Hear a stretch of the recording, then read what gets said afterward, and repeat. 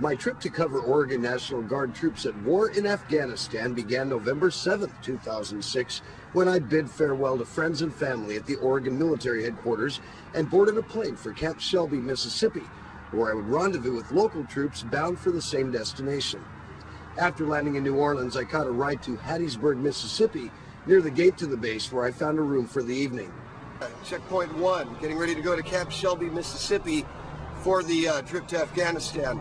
Spent the night at this motel and been treated really well, talking to some interesting people, and waiting for a ride right now to Camp Shelby. But I learned later that day that a delay in paperwork would mean that there were no accommodations for me at the base, and then the departure to Afghanistan was delayed until at least the following week. Lady Luck was nowhere in sight in this area so recently devastated by Hurricane Katrina. Thousands of miles from home, nearly 200 pounds of gear, TV field and production equipment, bulletproof, military and cold weather clothing, you name it. I didn't know a soul in the area, but then I met a Vietnam veteran named Fred Hawley, who told me that he meets no strangers. Kind and easygoing, Fred had a motorhome that replaced the one he lost during Hurricane Katrina. He had plenty of room. As it turned out, we had 1,000 things in common. This new friend and fellow vet allowed me to accompany him to a special Veterans Day ceremony in the city of Hattiesburg, where military fanfare is still a very serious subject.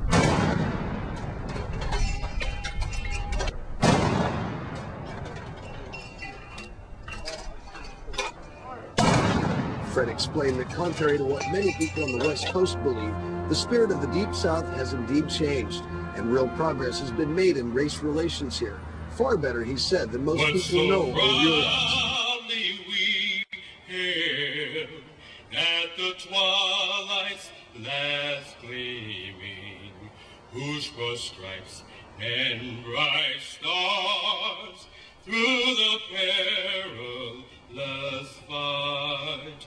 Oh, the ramparts we watched were so gallantly screaming. Mississippi is also a state that you could only consider to be extremely patriotic. And Fred said that his friend, a retired African-American female Air Force officer, was to be named Veteran of the Year for the local area. Veteran of the Year 2006. And I ask all its citizens to recognize her in such a manner. I'm Tim King, reporting for SalemNews.com.